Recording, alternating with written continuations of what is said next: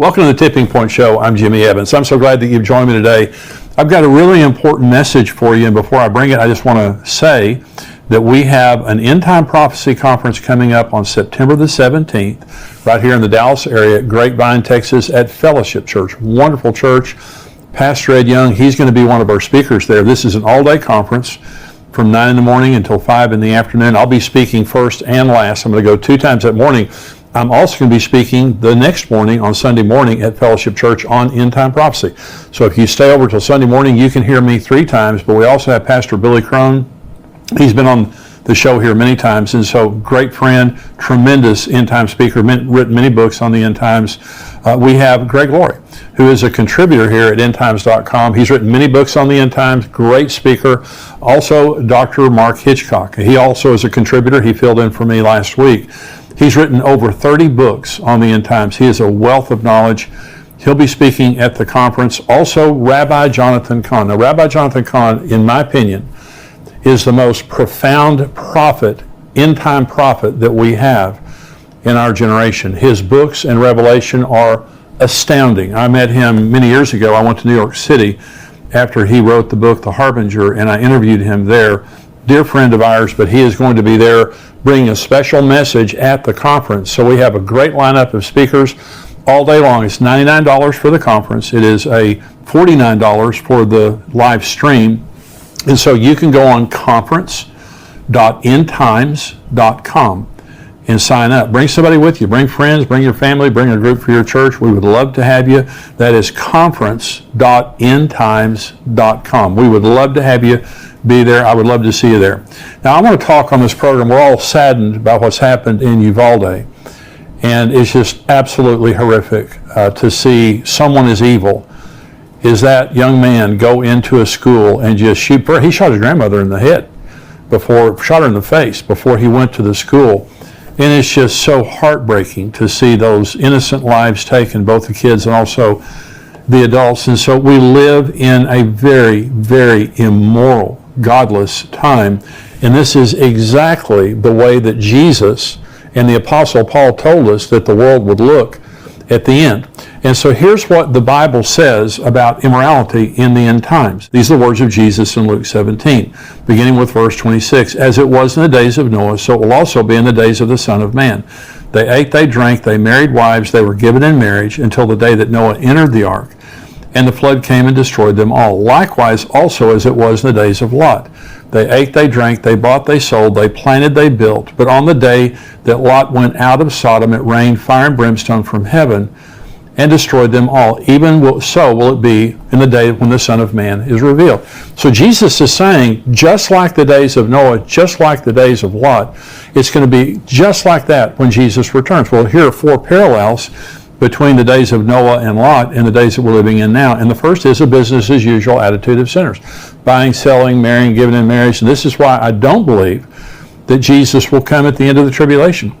And some people teach that very, very strongly, that they believe that believers are going to go through the tribulation. There will not be a business as usual attitude when 3/4 of the world's population has been killed and the world is a smoldering ruin at the end of the tribulation. The second parallel is a refusal of sinners to listen to the warnings of the righteous. I'm a preacher. There are many preachers around the world, many churches telling the truth, and many people refusing, many people mocking, which is also a sign of the end times, many people mocking us and mocking Christians for the way they believe. Noah and Lot did not have one convert, either of them. In fact, Lot lost his wife. She turned back and became a pillar of salt on the way out of Sodom and Gomorrah. And so just the world that we're living in and just their mockery of Christianity, that is a sign of the times. The third parallel is a sudden removal of the righteous from among the wicked. Noah got on the ark. God lifted him above the flood the way he will lift us up above the tribulation. And then, of course, Lot went out of Sodom and Gomorrah. The angels that came in to take Lot and his family out said, we can't judge this place until you're gone and you have arrived safely at your destination. Again, that's why I don't believe that we're going to go through the tribulation. We are not destined for wrath. The fourth parallel is cataclysmic judgment. The tribulation will be cataclysmic judgment upon the world. Sodom and Gomorrah, 100% death. In the case of the flood, 100% death. It was a cataclysmic judgment.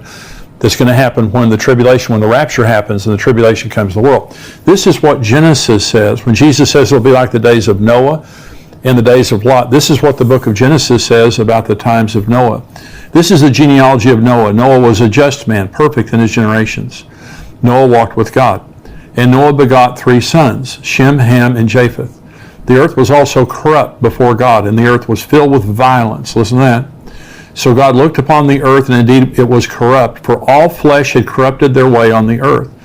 And God said to Noah, the end of all flesh is come before me, for the earth is filled with violence through them, and behold, I will destroy them with the earth. Now, it said the world was corrupt, and that is the Hebrew word shakath. It means evil, filthy, and immoral. The world was full of immorality, filth, and violence. Sounds like the world we're living in today. And remember, Jesus said, as it was then, it will be in the day when the Son of Man is revealed. This is Lot's world, according to 2 Peter chapter 2. For if God did not spare the angels who sinned, but cast them down to hell and delivered them into chains of darkness to be reserved for judgment, and did not spare the ancient world, but saved Noah, one of 8 people, a preacher of righteousness, bringing in the flood on the world of the ungodly, and turning the cities of Sodom and Gomorrah into ashes, condemned them to destruction, making them an example to those afterward who would live ungodly, and delivered righteous Lot, who was oppressed by the filthy conduct of the wicked. For that righteous man dwelling among them tormented his righteous soul from day to day by seeing and hearing their lawless deeds. Then the Lord knows how to deliver the godly out of temptations, and to reserve the unjust under punishment for the day of judgment, and especially those who walk according to the flesh in the lust of uncleanness and despise authority. They are presumptuous and self-willed. And again, Peter uses the word here filthy, and it is the Greek word asogeia. It means licentious, sexually immoral, and an insatiable desire for pleasure, just living in lust and hedonism. And they're ungodly. They have no fear of God. And so Sodom and Gomorrah were known for rampant homosexuality. That's where the word Sodom comes from. And the men of the city were so evil that they tried to force themselves on the angels who came to deliver Lot and his family. And so here it is now a scripture, a prophecy from the Apostle Paul, graphic prophecy from the Apostle Paul, warning about dangerous days that will come in the end times because there will be such moral degeneration. This is 2 Timothy chapter 3. But know this, in the last days perilous times will come, for men will be lovers of themselves, lovers of money, boasters, proud, blasphemers, disobedient to parents, unthankful, unholy, unloving, unforgiving, slanderers, without self-control, brutal, despisers of good, traitors, headstrong, haughty, lovers of pleasure rather than lovers of God, having a form of godliness but denying its power, and from such people turn away. And so Paul is describing the wholesale deconstruction of morality in the end times. And this is being fulfilled right before our eyes. And I'm saying this was not true when I was a child. I'm 68 years old. I was born in 1953. And I'm telling you, it was a different world. You just assumed everybody was a Christian. You just assumed all your teachers were Christians. I went to a school, 10 Commandments on the wall. There was a prayer that was prayed in the name of Jesus every single day I was in public school, from the time I was in first grade till the time that I graduated. And so it was just a different society. There were problems, but nothing like what we see happening today. And especially in the last 20 years, I look back on the beginning of the internet, and there was problems before that, but there has been just this rapid disintegration that has happened since the internet was invented. And a lot of this kind of behavior is promoted through social media and the internet and things like that. So this prophecy from 2 Timothy from the Apostle Paul gives 19 different specific measurements of rejection of biblical morality. 19. When he says lovers of self, lovers of money, boastful, 19 different descriptions of the immorality in the end times, which every single one of them are true in our time. He said, well, why would he give so many? Because immorality isn't just about sex. It is about our whole lives. Sexuality is just one part of immorality, but also lying and stealing and violence and corruption and selfishness and all those kinds of things. And so immorality is like a cancer that spreads. Once you get a little bit of it, it's like leaven. It spreads everywhere. The second reason that he gives so many is it explains why God hates immorality and why he judges it so severely. Let me say this. The reason that God hates immorality is because it damages people. God loves people. God isn't some ogre that just sits up in heaven and doesn't want us to have any fun. Morals protect. If you don't understand why morals are there, morals protect. If you brought your children to me and you said, Jimmy, we've had an emergency, could you take care of our kids for a while we take care of this emergency? And I said, sure. Well, if I'm a moral person, your kids are safe. I mean, when you get back a week from now or a year from now, your kids are going to be as good or better than when you left them with me. But if I'm immoral, they're not safe. Morals protect. A moral society is a safe society.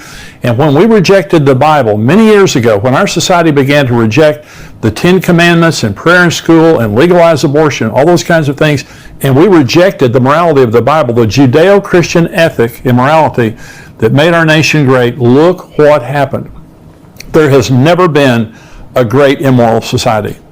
Rome, Greece, Egypt, Babylon, you go back in world history, they begin as moral societies that become great and they fall from within because they no longer have the protection of morals. And our founding fathers warned us that the Constitution of the United States was designed for a moral and godly people. And it was wholly inadequate for the government of any other. And that's why we see right now, when people are unrestrained in their hearts, you can't restrain them any other way. And we're seeing now, inner city Chicago, the Los Angeles, San Francisco, many places in America, they just can't handle the crime and the immorality because it's people's hearts. And they can't hire enough police officers to do that. Another reason that Paul lists so many is it very specifically describes the world of the end times and why it will be such a dangerous place. Paul says, beware, in the end times, it will be a dangerous place to live. And he goes into all the descriptions there. Every generation has had immorality. Jesus' generation had immorality. The Noah and Lot, they had immorality. Not the way we have immorality today. It is worldwide. Children, if they have a cell phone, they can get it. They can use Bible apps to get into immorality. It is everywhere. It has covered the earth, and it has gone to a level, again, that you have young men walking into schools and shooting little children, like Sandy Hook and like in Uvalde this week. Another reason that the Apostle Paul used 19 different descriptions is it describes the perverted value system of the end times. All societies have values, and so it's their culture. And so in America today, our culture has degenerated, and we are now celebrating things that 30 years ago we forbid. And what's happening right now with little children going to school and being convinced now that they're of a different gender. And I'm going to read an article here in just a little bit that talks about preschoolers and how preschoolers are now being indoctrinated into the woke culture. And so when you take everything that the Apostle Paul said, and all 19 of those things, they fall into 4 categories. And so here are the 4 categories of the end times moral degeneration. One is exaltation of self and narcissism. They will be lovers of themselves. I was watching football as a boy, and it was the Dallas Cowboys. I've been a lifelong Dallas Cowboys fan. I was watching football, and football players did not strut or celebrate after they made a play. They wouldn't let you do that. And the first time I ever saw a football player pound their chest or celebrate, I believe it was Hollywood Henderson was in a football game, and Tom Landry pulled him out of the game because he considered that poor sportsmanship. And so, of course, today, everyone loves themselves. And I'm not saying there's anything wrong with celebrating if you're a football player. I'm just saying it was a different society, and people, they weren't as narcissistic. You weren't allowed to sit and take selfies of yourself all day long and send them to all your friends. It's not about yourself. And so, lovers of self, here's what Paul says, lovers of self, boasters, proud, haughty, headstrong. This is the first thing that he says. Look at our society today. And the narcissism, the exaltation of self. Here's the second thing Paul says, is the rejection of authority.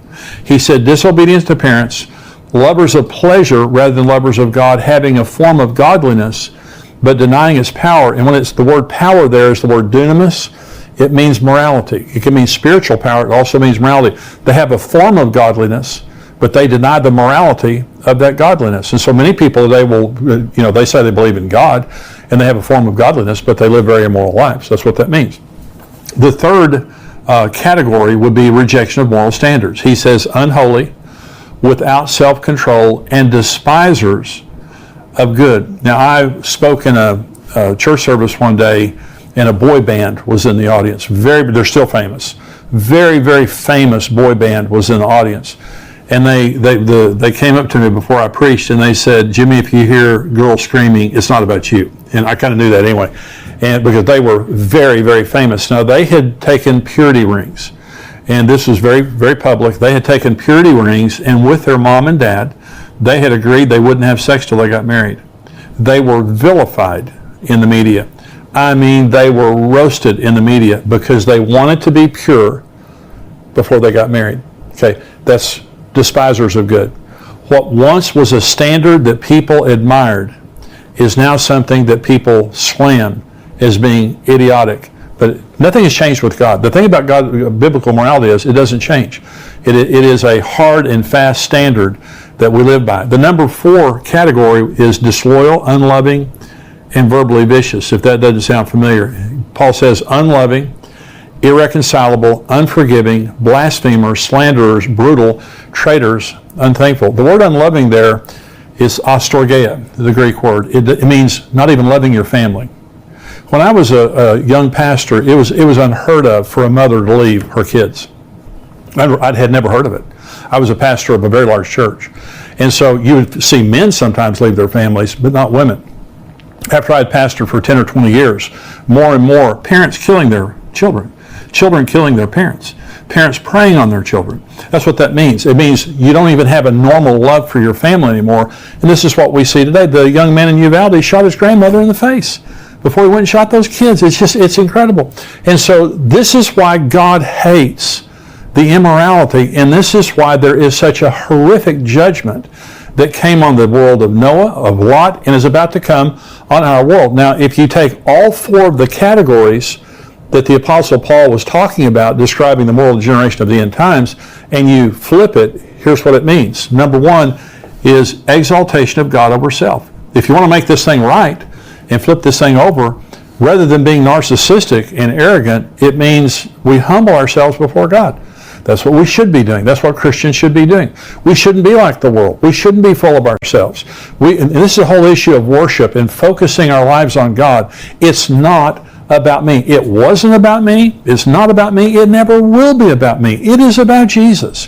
When we go to heaven for all of eternity, we will worship Jesus Christ and not ourselves. The number 2 category, if you flip these things around, is submission to God's authority and to His delegated human authority. I submit my life to God. It's not about what I can do. It's about what I should do. I'm under God's authority. And it says they're rebellious to parents. They're disobedient to parents. And so if I'm a child, I should be submitted to my parents.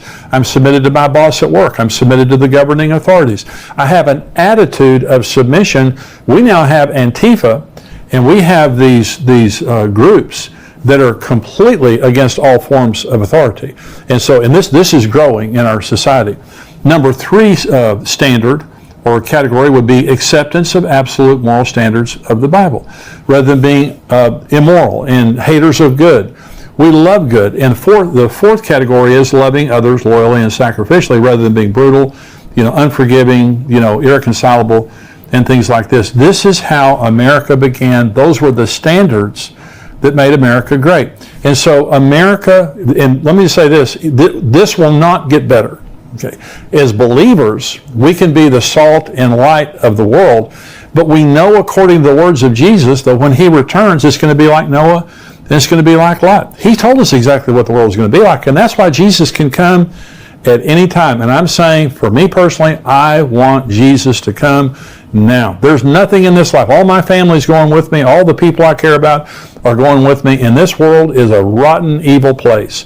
And so again, it says that Lot's righteous soul was vexed day after day as he had to sit there and watch what those people were doing. And I know that that's the way many of you feel. That's the way I feel. When you see what's happening in Uvalde, when you see the things that are happening in the world right now, it just breaks your heart and it vexes your soul. And you say, how long can this go on? Well, it can go on until the time that the rapture happens.